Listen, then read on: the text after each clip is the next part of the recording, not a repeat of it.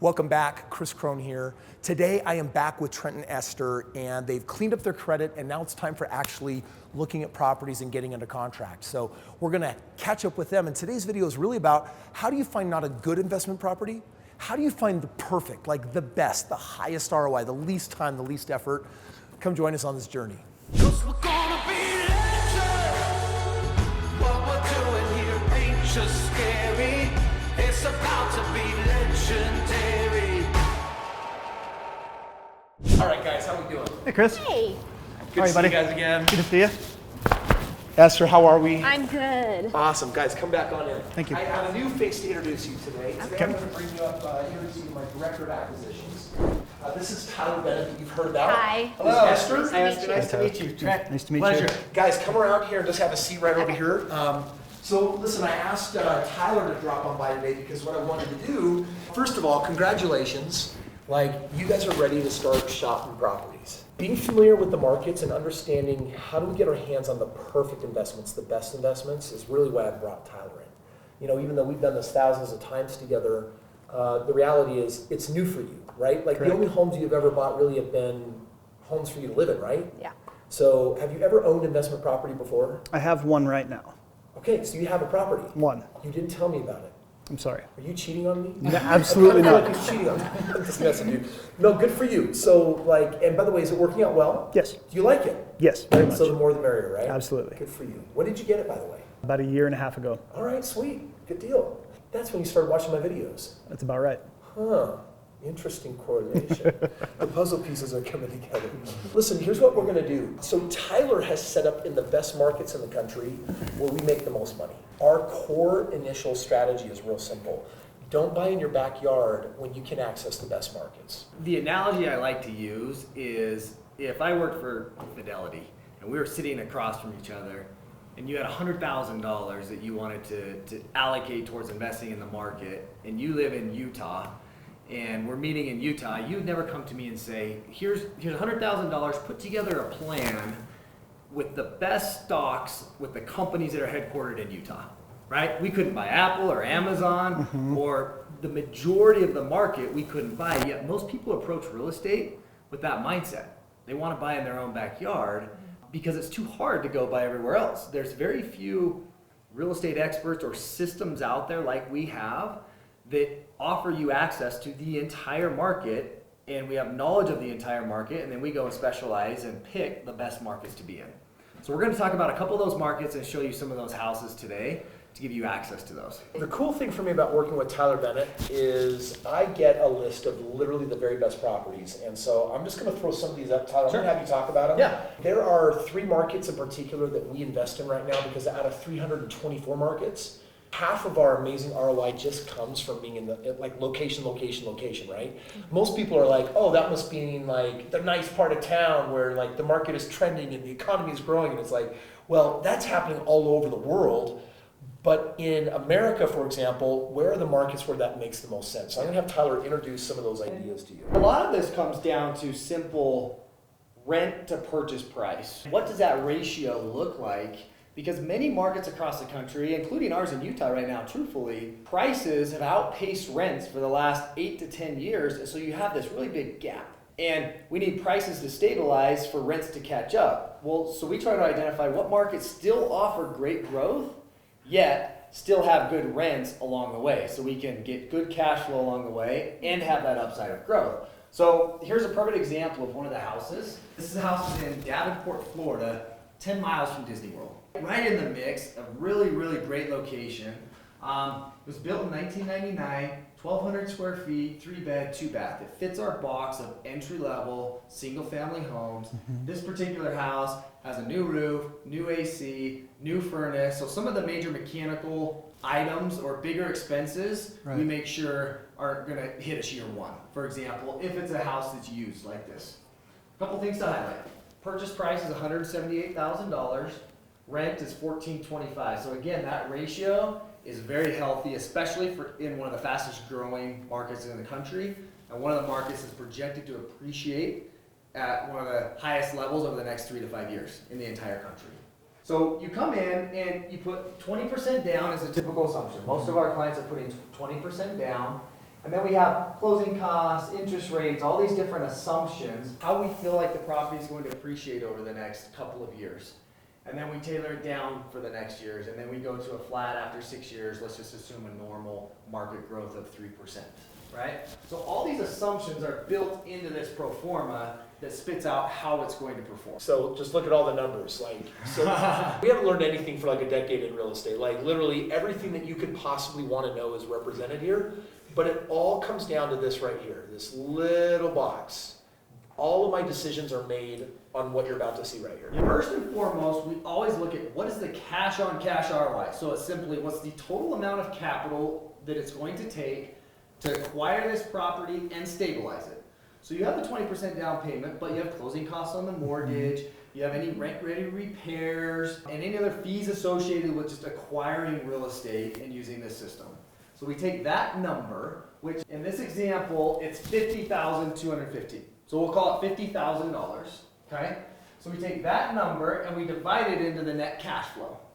That's after property management, that's after allocations for vacancy and repairs, and all those numbers to get to this 7.79%. So that's the cash that actually hits the account every single month. That's the number. And just to be clear, because if you're new to investing, like that is a freaking sexy beast of a number. Like most people that don't know what they're doing are getting 3, 4, 5%.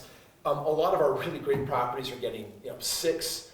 In Florida, to get 7.79, dude, that's almost like our cash flow market. That's hot. Correct. I was just reviewing pro formas that one of our clients sent us from somebody else saying, oh, what's your opinion on this? And they were literally showing 0 to 2% cash on cash numbers for the first 3 years of that investment. And they were showing people, well, this is a 30-year plan, and look what you can make in 30 years. You can still make good money, but let's have a safer approach, a more predictable approach, so we can service the debt right along the way. So we have the 7.79 number. However, from the operations of the actual house, the cash that's coming in, we're servicing the debt, the mortgage, we're paying down principal. I like to call that deferred cash flow. You're guaranteed to get it back, right? Every principal pay down that you do every single month, when you sell that property, you're getting it back as your payoff goes down. Correct. So that represents, on average, about 4 to 5% ROI on an annualized basis. So those two combined, the first 5 years are 12%. You look at a 10-year average, it's all the way to 16%. So we really target that 10 to 15% from here. That's really the ROI you're getting. 2/3 of it you realize today, 1/3 of it you kind of defer to tomorrow for when you sell the house. Now this last number that he's about to show you is all about location, location, location. You think about 324 markets that make up the United States, a handful of them always outperform the rest. And every 5 to 10 years, those markets switch which ones they are. So we'll hang out in a market for 5, 10 years, we'll ride that, and then we'll move to the next best market. Right now, this market in particular is producing 32.5% cash on cash plus principal reduction with appreciation. That right there is literally one of the sexiest numbers I've ever seen in real estate. We've fought over the years for that number to go from 20 to 22 to 25 to really being what it is today. So you're looking at literally some of the very best cream of the crop real estate that exists out there. So this is one of the markets. Yep. And that number is really just talking about, right, when we sell the property, you realize the appreciation of the gain, plus that deferred cash flow and the principal pay down, averaged all out. I mean, really, you're doubling your money every 3 years potentially. When I met with them, one of the things that we had talked about was, hey, they have roughly $160,000 set aside. They could buy 4 properties if it was $40,000 a property. This is a property that takes more like $50,000. So you're going to notice that this is a market that is more like that. But Tyler, can you also talk about a different market? Sure. So this is Memphis. So Memphis is another market that we're in, great cash flow market. The way I like to explain Memphis is when we're shopping for real estate right now, we're analyzing all these different markets. The reality is there's not a whole lot that's on sale, right? It's the first part of 2020. The economy's strong. There's not a market that's experiencing super high foreclosure rates and is highly liquidating all their houses.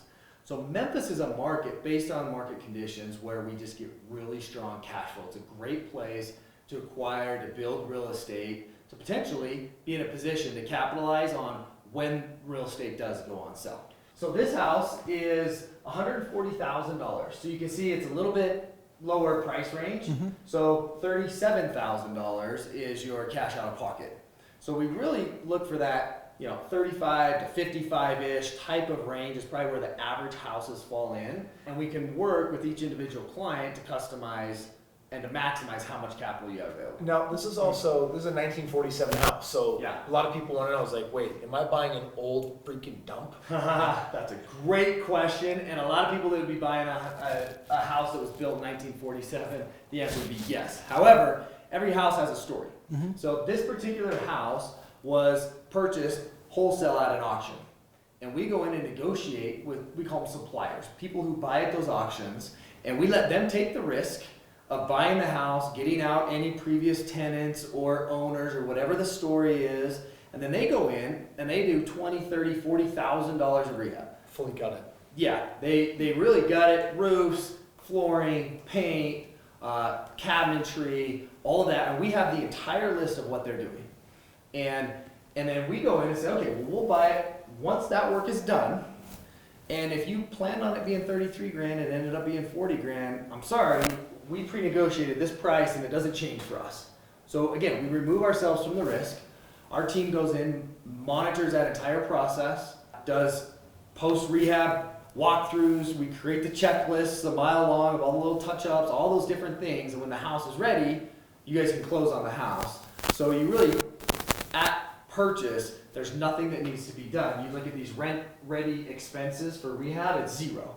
Because we don't have to do anything after you close to have it rent ready. Now, if you look at this one, this is a cash flow market, so you're going to see something different here. You're going to see a cash-on-cash ROI that is about 2% higher than the last one. By the way, for Florida, that was already high. This is just shy of 10%, which is super, super strong. Yeah. And you'll notice that in this market, you're going to get a higher percentage of cash-on-cash, but you're going to get a lower appreciation because this market is not a growth market, so you're going to compensate. What it means is you're going to realize more cash in this deal than the other one. But less appreciation. But less over time. appreciation, which is why your total number at the bottom there is 28%, not 32. For me, 25, 28, 30%, I'll always take the best of what's available, but the bottom line is, dude, if I'm over 20%, I'm killing it. My rule is I always have to be over 25. And as long as that's the case on all my single family, then you wait enough years and look back and you're always going to say, that was always a really smart, brilliant move. I'm glad that I did that. Yeah. And a lot of times it makes sense to buy in both markets and have some diversification. You have a little bit more emphasis on growth in one market, a little bit more emphasis on cash flow in a different market, and they complement each other really well. Okay. Yeah. So those are the two different markets that we're looking at. Do you guys have any questions about what we're sharing with you? I think just one thing that you had brought up at one point is with the cash flow that we're making, because we're more interested in cash flow at this point than appreciation, Yep. could you just explain to me again the tax breakdown? Yeah. Because I want to make sure that I understand that. It was really attractive when you talked to me about it. Yeah. Tell me how the taxes work on real estate. So good question. So first of all, real estate and business are the two biggest tax breaks that really exist in the economy. It's like what our government supports. And so what happens is you take a single family home and you can depreciate it over 28 and a half years. So if you were to take like a $100,000 house, 27 and a half. they just moved it. 27 and a half. Okay, good deal. So if you were to take a $100,000 home and divide that by 27, then you'd probably come up with somewhere around a $2,700 a year tax break. That means that the first $2,700 of profit that you earn in cash flow is canceled out by the depreciation, which is awesome because it means that you buy 10 properties and you can harvest all this cash flow, and for everything that you're depreciating, you don't have to pay any of it. And then on top of that, you have your other things like, well, I use this for business, and I use my car to drive somewhere, and I have a home office that I make phone calls and talk to Tyler and the team from, and you're writing all of those things off. And so what I have found in general is that in the first 5 years of owning single family homes, all of the money I make, I get to keep, and I'm not giving a penny of it to the government. Now, I'm not a tax advisor, I'm not a lawyer, I have to use all those disclosures. I can't say that that's how it will be on the next million homes, but as a general illustration, I mean, wouldn't you say that's fairly accurate? No, absolutely. What I would note is depreciation. It's important to understand you depreciate. So, for every $100,000 that you buy, you basically get to depreciate $2,700, right? Is a schedule of kind of how that works. And you get to defer your taxes. We're not avoiding them, we're deferring them because the basis goes down. But then when we sell that house in 5 years or 7 years when it makes sense, we get to continue to defer that tax advantage because we do a 1031 exchange and turn one house into two houses, and then two houses into four houses, and you can indefinitely, for the most part, defer that. And then through sophisticated estate planning and all of that, you have so much more to leave in your succession planning for whoever you're leaving it for. I remember the first time I sold a property, I was so excited. I went to the bank and I was cashing this big check. I made like 65 grand on my very first house. And I remember that I was so excited to sell the house because I'm like, I'm finally ready for my big payday. From the time I bought the house, the cash flow on it, dude, I was killing. I was making like $5,000-$6,000 a year for just one little house, and I was loving it. When I sold it, I put the money in the bank, and for a moment, I got excited because my bank account had never seen that kind of money before. It was equity on a piece of paper that said this is net worth. I'm like, we just converted net worth into my bank account. I can spend this, I can eat this, I can take it on a trip. And I started thinking like, oh my gosh. At the time, I was so tempted. I'm like, I'm gonna buy a big screen TV. I wanna buy a nicer house. And it didn't take me more than a few seconds to say, Kris, that's stupid. You should take the money and go buy more real estate. And in that moment, I felt like an idiot. Because the money was in a house, I could have refinanced the money out of it, had another house, and continued depreciating and cash flowing this asset, could continue now making new cash flow and depreciating that asset, and one would have become two, and two, 4, and 5, 10, and it would have just, and so I realized there's no purpose of having a massive chunk of money in the account. Like if I could write you a check for $1 million, for a moment you'd be like, I got $1 million, and then you're gonna think, this is stupid. Like this bank can't even insure this. So you're gonna say, I'll put it in real estate. The goal is to spread your money into as much real estate as you can, increase cash flow with time, increase tax benefits, and then through the mediums that Tyler's just explained, never pay taxes. Correct. My first 7 years, I didn't pay taxes. It was the weirdest thing. I was like, the more real estate I bought, it whittled down and eliminated my entire tax basis. And then I started getting good enough at making money that, then I had to get more savvy at how I create taxes. But does that make sense? Yeah, absolutely. That does make sense. Yeah, okay. So the goal is to increase your asset base, increase your net worth, increase your cash flow, and decrease your taxable income. A long answer, but there's so many benefits tax-wise to owning real estate. So dude, here's where we go from now. I wanted to get you kind of updated on the market. We're kind of getting prepared. As we finish crossing off, final T's and dotting I's, we're actually going to put properties in front of you and we're going to get them under contract. Here's what you need to know. When we put a good deal in front of you, how long is that deal generally available before it's gone? About that fast that you just snapped. Yeah, they move quick. So some of them we get from our suppliers with enough loyalty that we can buy. Sometimes we even have a week or 2 or 3 of knowing that this is pre-market, it will hit the market and then it'll be gone. Right. A lot of times we're getting our inventory where it's here today, it's gone tomorrow. And so the whole purpose of showing you these performas that we're going to leave you with today is so that you get a flavor and realizing, whoa, you lay out home after home after home, and you're like, all of these ROIs, they're like the same. This is by design. We only buy the best of the best. So when we put one in front of you and it's go time, we're going to put an offer out there and we're going to snag it, get it under contract, and then we're going to do due diligence. We're going to make sure repair costs are what they think we're going to, we're going to check with property manager on the rental rates and basically verify the numbers. Once they're verified, we're buying this sucker. But if I can't find something that meets the expectations of what I've shown you here, you'll never see it. Okay. Because we basically have a strict code for what is good, and everything else, it's not worthy. We let other people bear the risk. That was a huge secret that Tyler shared, which is a part of how we create protection for you and us in this partnership. But that's kind of what it looks like for the next step, is now to put something live in front of you and take action. And we'll never risk speed for accuracy and quality. So I would much rather tell you it might be another week or 2 before we have a house than to sacrifice our underwriting and try to make a house fit that doesn't really fit. Okay. So my friends, that is the next step, is we get to start putting the live stuff in front of you. You guys excited? Yeah. Do you feel ready? Yeah, and thanks for working with us on this and our credit and everything your team has done to help us. We're excited to get going on this. Listen, there's going to be always glitches along the way. That's part of how you make a lot of money in real estate. They're like never ending, but we have a competent team that knows how to maneuver all of them. And as we do that, with time, this is just a snowball. It gets bigger, it gets bigger, it gets bigger, it becomes more meaningful, more powerful, builds track record. And ultimately that can lead to a lot more real estate, a lot more partnering, and that financial freedom that you're after. So. Perfect. All right, you guys, listen, from here, we're going to contact you the moment we have a live deal, and it'll be go time. Okay. Good? Very Yeah. good. Thanks, guys. Okay, Thank thank you. you. Appreciate it. Trent and Esther are awesome. It's so fun to actually watch their journey. They're asking really smart questions. And my job is to have my team spoon feed it and basically make it super easy for them, even if there's a glitch.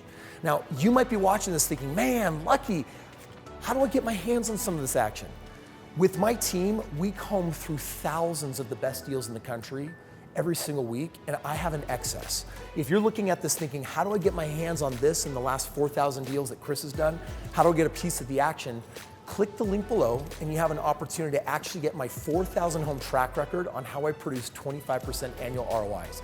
If you want to understand the secret sauce and how to do it yourself, or how to access the team to do it for you, you're gonna find it in that free document. Now, it's a physical book that we're gonna be sending in the mail to you that's going to describe and explain everything. So all you have to do is click the link, get your free copy, and we'll look forward to shipping that out and helping you on your journey to making real estate happen for you.